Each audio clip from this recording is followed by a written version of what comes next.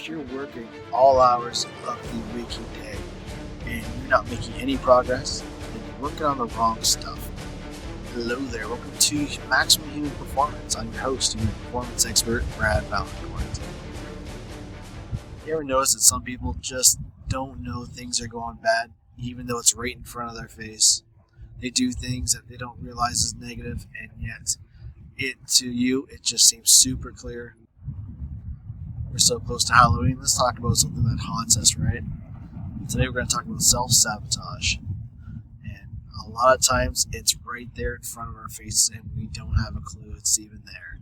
We think things are great, things are honky-dory. And then once we realize that it is there, we correct it. Wow, life is so much better. Isn't that what you want? You want a better life? I know I do. So maybe you're walking around like Tara. Tara had no idea that she was being haunted by all these different issues going on. All she knew is that she was stuck. So if you're feeling stuck or feeling that things are slowing down or going in a direction that you really don't think is conducive to where you really want to be, then you might want to look at what some of these self-sabotaging patterns might be doing. And if you don't know what they are, don't worry. We're going to go through a whack of them today. Now, if you're a high achiever, most high achievers don't tend to procrastinate to the extreme. However, what they do end up doing is they don't do the right things that they need to be doing at that particular time. Alex Hormozi had a great quote the other day, and he says, if you're working all hours of the waking day and you're not making any progress, then you're working on the wrong stuff. Can't be said any better than that, right? Now, maybe you've got a slight fear of success. And you might be wondering, well, I've been working towards success my whole life. There's no way that I have a fear of success. Aha! Well, what does success mean to you, right? To you, success might be getting what you want. And you may think you know what you want, but you might be going into something on the negative side in order to get what you want. In other words, failure.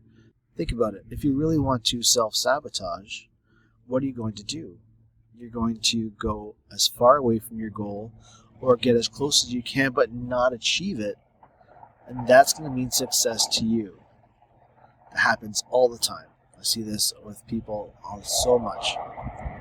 What you got to do is figure out why it is that you're not getting there.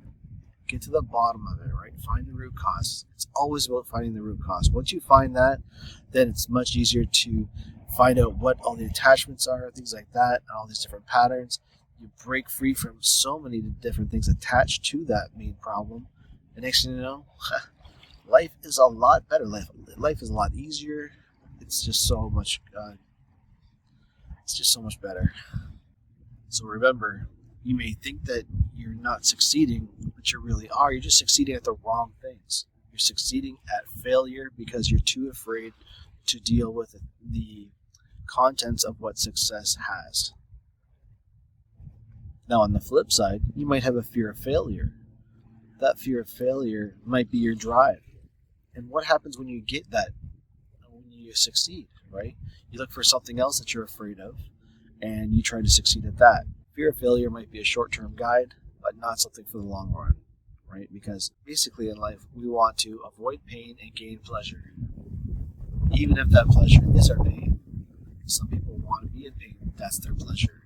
Now, how many people do you know, and maybe you're one of them, who's caught in that cycle of just negative self-talk over and over and over again? I've got some family members that were like that for a long time, and it didn't help me any because I looked at it as, well, they look very successful. Why are they able to succeed with that negative talk, and I just keep going down this drain? It's because of so many other factors involved, right? It could be other people that are the driving force to their success, and they just happen to be along for the ride. It could be so many other things. So if your negative self-talk is driving you down, then it's getting a hell of a lot stronger than your desire to win, your desire to succeed in life. What you need to do is rebuild that desire to succeed in life and to succeed at the higher vibrational things, not to succeed at failure that I talked about earlier, because that will just drive you right down, right? Just right down the toilet. What good is that? Allow yourself that freedom to go after things, and whether you succeed or not at your ultimate goal, that's not what's important. It's how dedicated you are to getting yourself there, because there are no guarantees. That's why it's not about the end goal, but about you being dedicated to yourself along the entire way. Because as soon as you decide that I'm going to do this no matter what, you're dedicating yourself to a goal. That's super important. That's way more important than what's going to happen at the end. Because who knows? You may have something at the end that's way more valuable than you ever thought possible. How cool is that?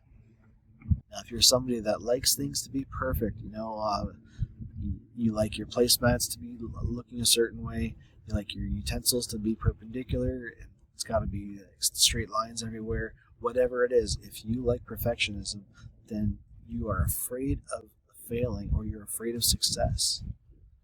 That's not going to help you. Perfectionism is just a way of slowing yourself down, not allowing yourself to be flexible. Because as you know, for you to get to your goal A to B, it's not going to be a straight line. It's going to be all kinds of twists and turns, and that's cool. Let that happen. The more flexible you are, the broader your view is going to be. And with that broader view, you're going to have so much more information by the time you get to your end result. Your experience is going to be way up here compared to where you thought it would be. Now, when times are tough, what do? Do you try to keep yourself going, let yourself know that no matter what, you're going to be okay? Because that's huge. Allow yourself to say that. Right? No matter what, you're going to be okay. Because when you do that, your level of self-doubt, it drops tremendously. And who needs that self-doubt, right? Because if you don't believe yourself being able to accomplish your goal, whether it be work-related, relationship-related, it doesn't matter, personal goal, right? If you don't believe it, who will? You ever have that where somebody, tries to pep you up, and maybe you don't trust them, you don't know them that well, and you just you're hearing them, but you're not really listening, so it just kind of goes in one ear, out the other. What good is that? Trust yourself, and you will start to trust other people when they have information to give you, including some pep talks and stuff like that. But it's got to start from inside. We all know that. If you really want something, where's that got to come from, right? It comes from right inside. Right inside is the only place where it's going to come from. And along with that self-doubt comes that imposter syndrome that we talked about recently. We know that's a fallacy. If you feel like an imposter, then you've got some deep work to do to figure out why that still is, and then you can move forward. Otherwise, if you try and just ignore it, you'll slow yourself down and possibly even take yourself down a path you don't want to go down, because you'll never get to your goal. You're the one doing this. This is up to you, and you've got it. Right? You're the one that's got this. But if you don't believe it, nobody else will. Anybody with self-confidence issues, right? Those self-confidence issues, they come out. They come out when you are under so much stress, and they come out when you are tested. So if you're going to be tested, hey, why not believe in yourself that no matter what, you're going to get through this and you're going to be all right. You're going to be not just all right, but you're going to come through it with some experiences that you never thought could be possible. I'll tell you, I've had some journeys, and they have had some twists and turns. I never thought I'd ever be there going, how the hell did I get here, and how am I going to get out? And I always got out. I stuck with what was going to get me to my end goal. And the people that I brought with me, we had a phenomenal time at the finish line. Tell me, when you criticize yourself, is it positive? Is it constructive? Is it, okay, I'm going to tear myself down, throw myself down into the ground because that's what I see other people do, or that's what I've been taught? And when you do that, how much farther behind are you than everybody else, right? If you believe what other people are telling you about how crappy you are, how you're just dirt, then it's not going to help you out. But if you believe in your own abilities, then they can talk all they want, it doesn't matter. You've got this belief system right in your heart, and that's where it's going to stay. It's going to grow from there. Never mind that negative self-talk, because all you're doing is putting yourself farther and farther from your goal, slowing yourself down.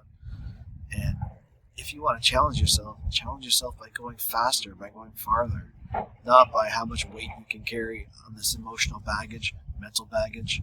psychological baggage. Now, if you've got difficulty setting and achieving your goals, maybe those aren't the goals for you. Maybe you're trying to please somebody else. Maybe, just maybe, you need to take a 1-degree turn.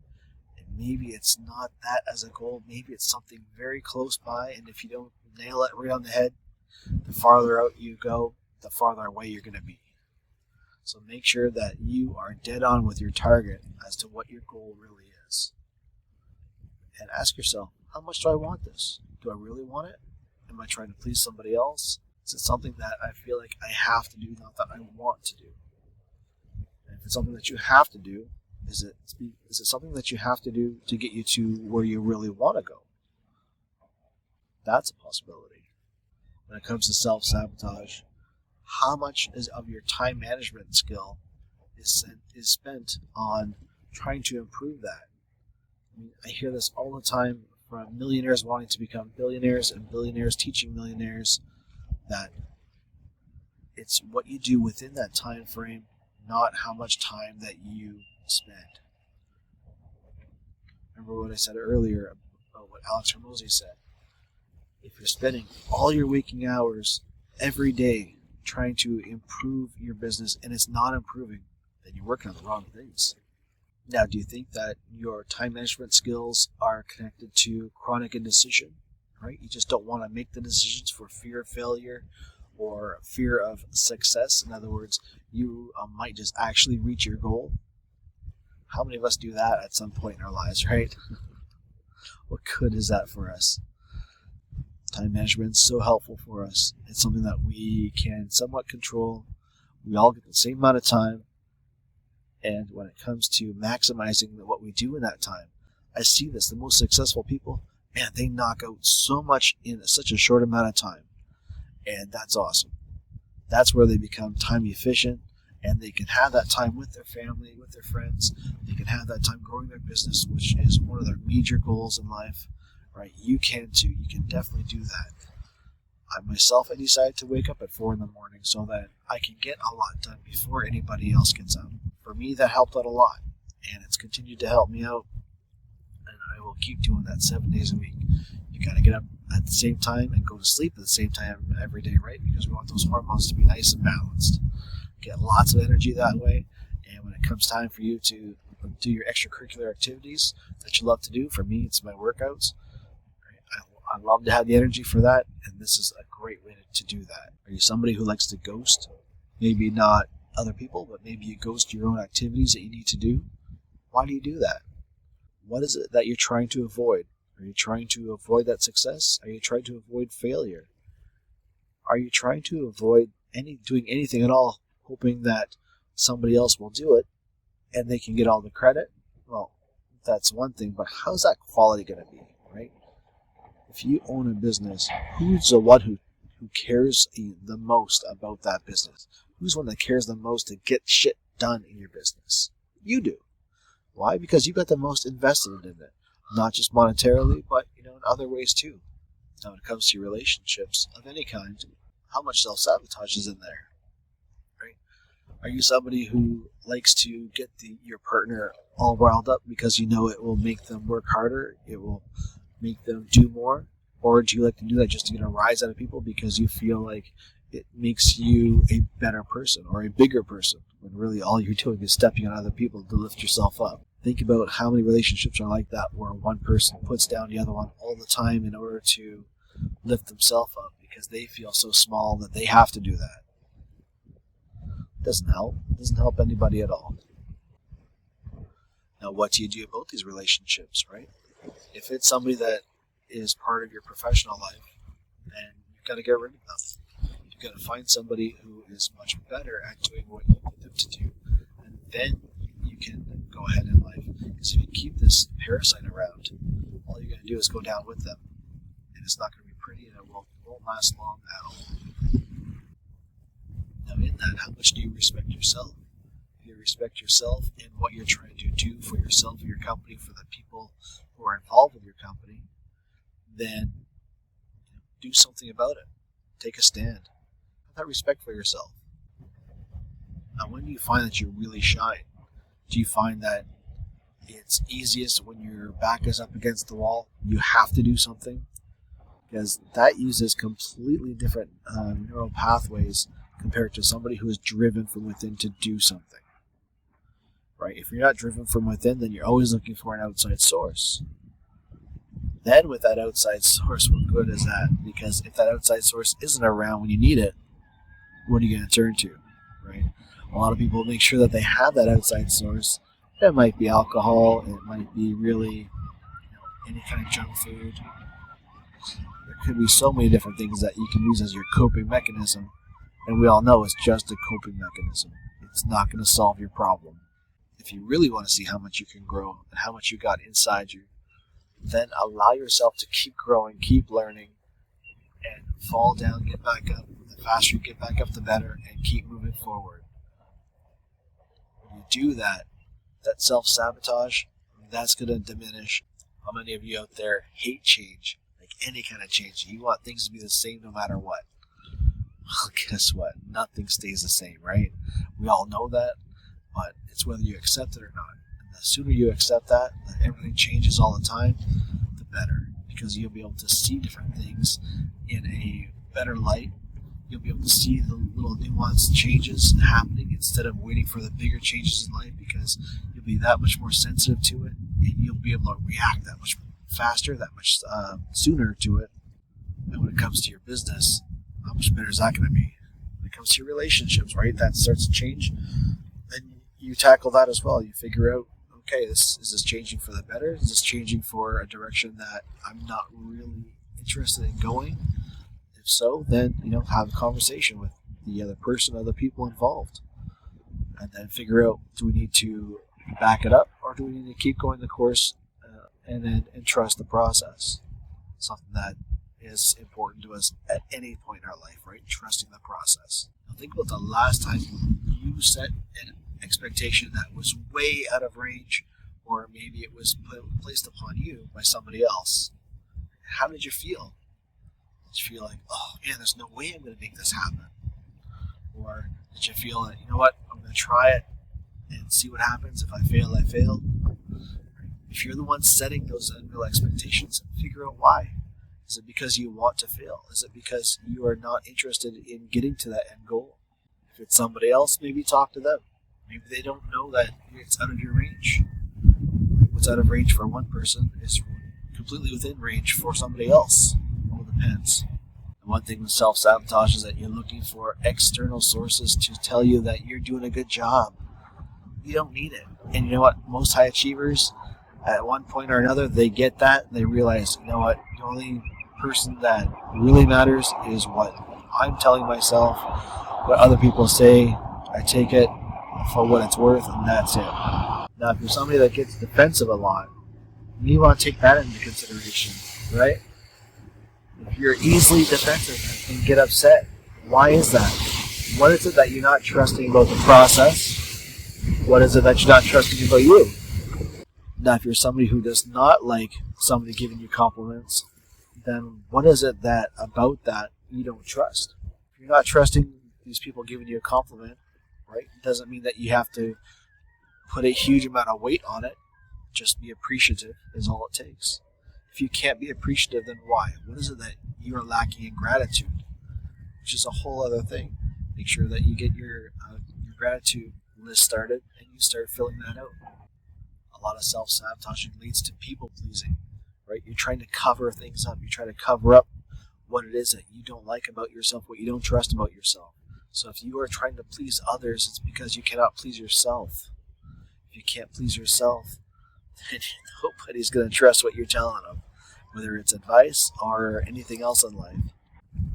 When it comes to the hard conversations, can people trust you to confront them with an open heart? Or are you going to go and beat them down? Right? That's part of self-sabotage, because here you are beating somebody else down when really all you really need to do is identify what the problems are and then go up from there, not down and pulverize them, or yourself. So keep in mind, when it comes to self-sabotage, that's the enemy. You want to get rid of all the self-sabotaging patterns, and when you do that, You're going to make yourself lighter. Your business is going to flourish. Your relationships are going to be so much nicer. People are going to love being around you because they know that you are not going to be the one to sabotage you and them. Until next time, make sure you save this and spread the word because, hey, you know what? There are a lot of people out there that you can help. You can help them with these videos. Thanks a lot.